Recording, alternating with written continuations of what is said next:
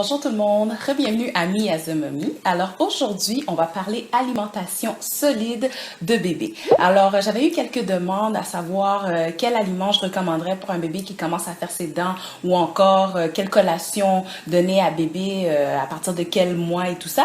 Donc aujourd'hui, je vous fais vraiment une grosse vidéo sur l'introduction aux aliments solides de votre bébé. Alors ça risque d'être une vidéo qui est un peu longue, alors n'hésitez pas à aller vous prendre un café, vous prendre une petite collation et vous installer confortablement sur votre divan pour pouvoir regarder le tout.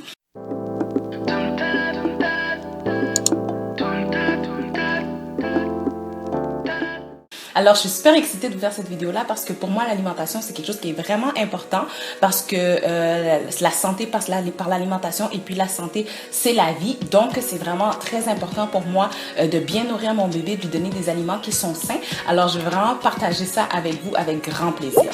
Alors, au travers de la vidéo, on va parler un peu de l'équipement nécessaire pour introduire les aliments solides à votre bébé. On va parler des céréales, on va parler des repas complets, on va parler des viandes, des fruits, des légumes, des collations. On va parler également des autres breuvages à donner à votre bébé autres que le lait ou que la préparation pour nourrissons. Alors, ici au Québec, il est recommandé d'introduire l'alimentation solide de votre bébé à partir de 6 mois. Mais là, on s'entend que comme pour n'importe quoi qui a trait aux enfants, aux bébés, c'est votre bébé qui est votre meilleur indicateur puis qui va pouvoir vous dire quand est-ce qu'il est prêt. Donc, ça peut être avant comme que ça peut être après.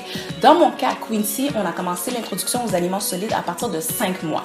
Pour deux raisons. Premièrement, parce que notre bébé a démontré très rapidement l'intérêt envers les aliments solides.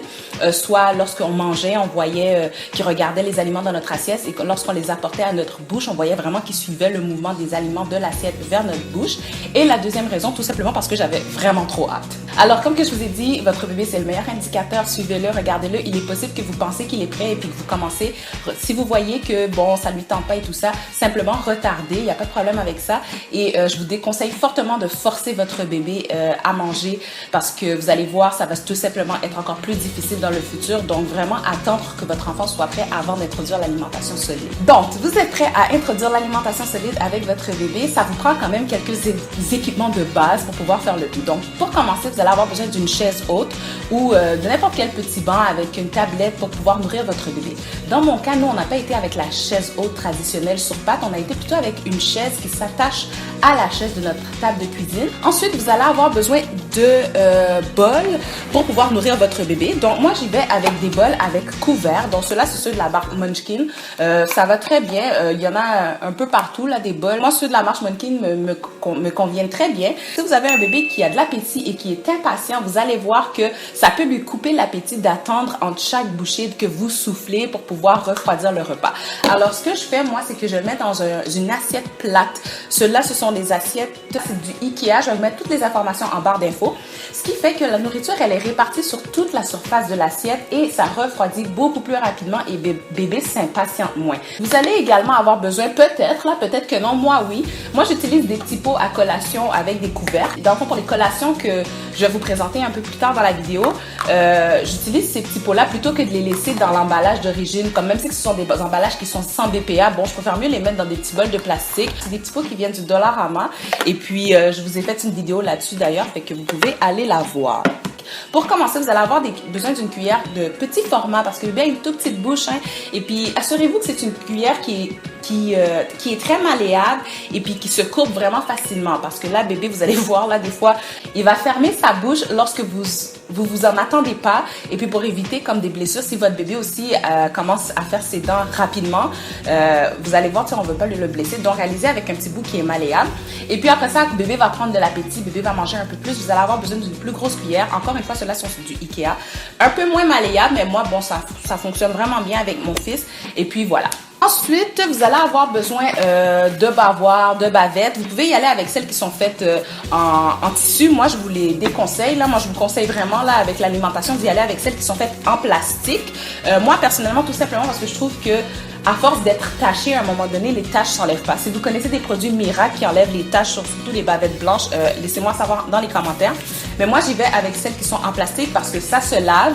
Et puis, bon, c'est super. En plus, celle-là, c'est un gros format que j'avais. Donc, ça salit vraiment toute la superficie de la bavette. Hein. Surtout si vous vous avez un bébé qui prend les aliments par lui-même aussi, vous allez voir là, peut-être même y aller avec les bavettes qui ont des manches, ça va être un peu plus efficace pour vous.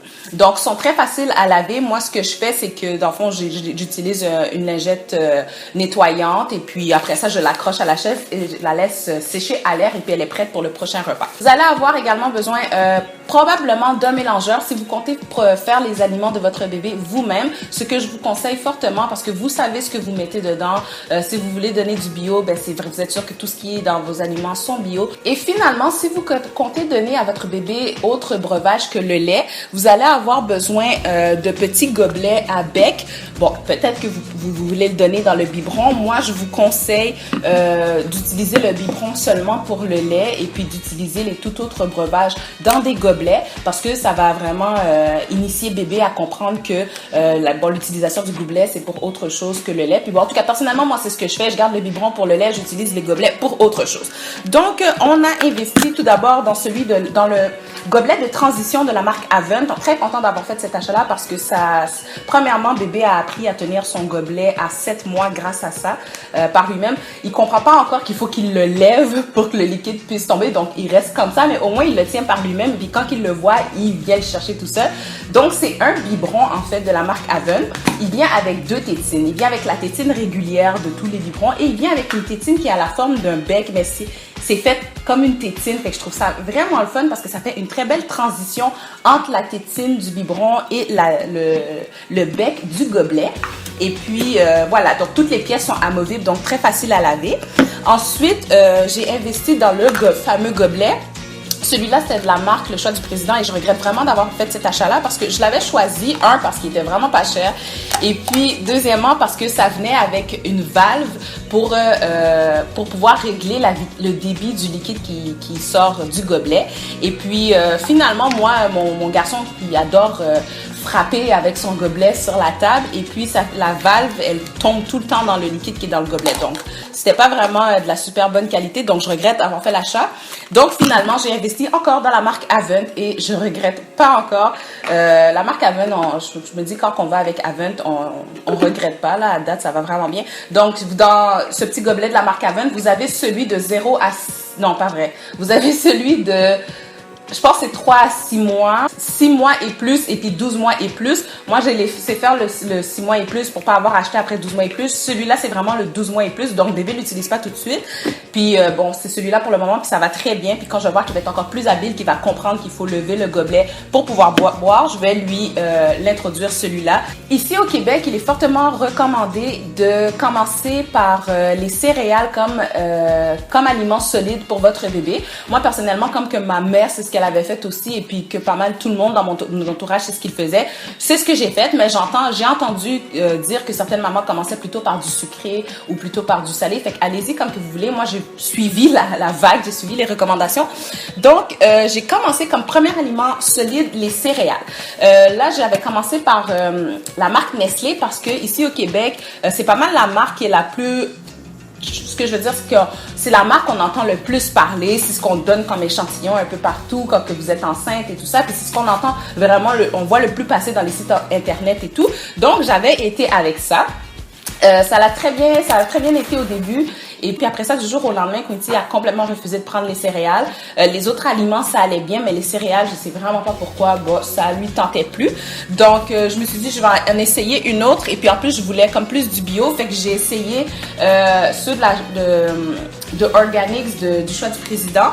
Et puis ceux-là, par contre, ils n'avaient pas de céréales débutants, si je me rappelle pas, parce que c'est très important lorsque vous introduisez les aliments solides à votre bébé de toujours regarder ce qui est le petit logo qui vous dit un peu c'est recommandé de quel âge à quel âge. Là, encore une fois, c'est pas parce que c'est marqué 8 mois puis que votre enfant a 7 mois, ça veut dire que vous pouvez pas lui donner. Et même là, s'il a 6 mois, écoutez votre bébé, suivez-le, parce que surtout si vous commencez avant, c'est sûr que là, bon, ce qui est indiqué sur les boîtes de céréales ne vont pas nécessairement aller avec vous. Et puis finalement, j'ai fait mes recherches et je suis tombée sur la compagnie Baby Gourmet, et qui sont une compagnie, encore une fois, bio, qui font des produits bio pour enfants. Et je suis tombée sur ces céréales-là, et puis du jour au lendemain, mon fils a recommencé à prendre des céréales et encore en plus grande quantité qu'il prenait pour ces deux marques-là. Là, je dis vraiment pas que c'est à cause de la marque que mon fils a recommencé à prendre les céréales. Moi, je pense plutôt que c'était juste une passe, probablement une poussée dentaire parce que mon fils a commencé ses dents quand même rapidement. Donc voilà. Mais là, moi, jusqu'à aujourd'hui, c'est vraiment Baby Gourmet que j'utilise. Un, parce que c'est bio. Deux, parce que je vois l'appétit que mon fils, il a quand il mange ses céréales. Appétit qu'il n'avait pas vraiment avec les deux autres marques. Mais bon, il y a plusieurs saveurs de disponibles. Il y a également ceux faits juste un mélange d'avoine pour commencer. Et puis, celle-là, c'est mélange de grains anciens. Comme grains, il y a le millet, l'amarante, le sarrasin et le quinoa. Donc, vraiment très bon pour la santé.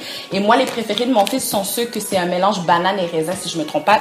Il adore vraiment, tout simplement. Si vous avez de la difficulté à introduire les céréales avec votre bébé, armez-vous de patience parce que ça va finir par débloquer. Je vous déconseille de mettre les céréales dans le biberon de bébé. Je pense que vous avez sûrement déjà entendu quelqu'un vous dire comment mets-les dans le biberon de bébé et puis pour l'aider à faire les nuits ou quoi que ce soit. Je vous le déconseille pour la simple et bonne raison que bébé ne s'habituera pas à manger à la cuillère. Et puis voilà. Passons maintenant à l'introduction des fruits puis des légumes.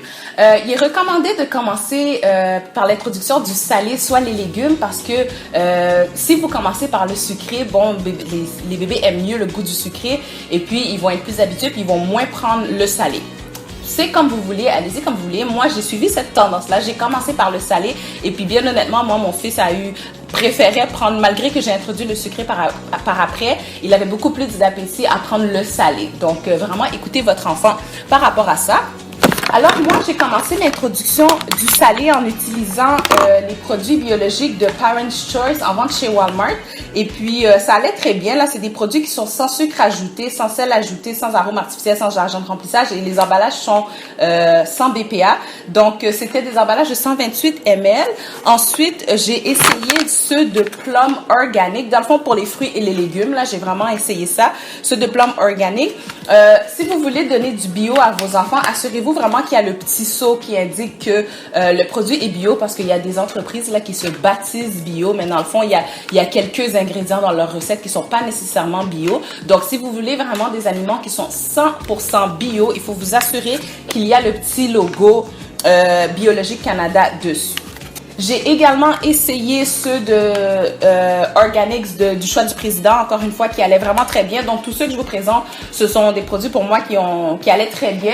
Je voulais en essayer différentes gammes pour voir qu'est-ce que ça donnait. Et puis, comme que c'est tous des produits bio, ça goûte exactement la même chose ou à une petite différence près. Ben, personnellement, moi, j'essaye tout qu'est-ce que je donne à mon bébé en passant parce que je me dis, si je suis pas capable, oui, c'est possible de pas capable de nécessairement d'aimer ça. Là, on s'entend, c'est de la nourriture en purée. Fait que bon, on a moins l'appétit pour le manger. Fait que, tu sais, c'est correct. Mais si on n'est pas capable juste de le sentir et que ça sent vraiment mauvais, personnellement, moi, je ne le donne pas à mon enfant. Fait que c'est à vous de voir. Là, moi, si je suis pas capable de le respirer, je suis pas capable de le sentir, je me mets à la place de mon enfant. Si déjà ça sent mauvais, c'est pas quelque chose que je vais donner à mon enfant. Et puis, ce sont vraiment des aliments que mon fils prend avec grande facilité. C'est super bon. Moi, mes préférés, c'est vraiment ceux à la mangue. Parce que ça me rappelle un peu les Antilles, ça sent super bon, ça sent frais, ça sent vrai. Donc voilà, ce sont vraiment mes préférés. Donc du côté fruits et légumes, c'était pas mal ça. J'ai essayé également les petits pots bio. C'était quelle marque que j'avais essayé déjà pour les petits pots bio? Je pense que c'est Hans Bio. Je me rappelle plus. Parce que dans les petits pots, on retrouve une plus grande variété de légumes, personnellement. Là, je ne trouvais pas beaucoup de légumes dans les emballages faits en plastique comme ça. Il y a beaucoup plus de fruits, beaucoup plus de variété, plus de mélange côté fruits dans les emballages comme ça. Fait que j'ai essayé aussi les petits pots pour les légumes bio et ça allait très bien. Et après avoir découvert la compagnie Baby Gourmet, comme que je vous ai dit un peu plus tôt pour les céréales, j'ai essayé également leurs légumes et fruits en emballage comme ça pour mon bébé. Encore une fois, 128 ml, donc la même quantité. Dans le fond, ce que j'ai un peu moins aimé du côté de Baby Gourmet, c'est que il y avait pas, c'est pas que j'ai moins aimé, c'est juste qu'ils font pas nécessairement de fruits séparés ou de mélange juste de fruits. C'est toujours des mélanges combinés, fruits, légumes, combinés avec d'autres aliments. Celui-là, c'était poire juteuse et légumes verts du jardin. Donc, vous voyez, c'est un mélange de poire mélangé avec des légumes. Celui-là ici, j'avais risotto aux bananes, petits fruits et vanille. Donc, comme que je voyais, c'est comme un petit peu une autre classe que ce que je vous ai présenté avant. C'est comme si c'était de la nourriture un petit peu plus chic pour bébé. Et donc, un peu plus avancé aussi parce qu'il y a un peu plus de mélange. Donc, je vous le recommande vraiment pas pour commencer à introduire les aliments. Surtout si votre bébé est encore en test, à tester pour les allergies et tout ça. C'est pas à commencer. Commencez plutôt avec ceux qui ont vraiment un seul aliment dedans. Et puis, par la suite, comme vous pouvez introduire des aliments autres qui sont mélangés et tout ça.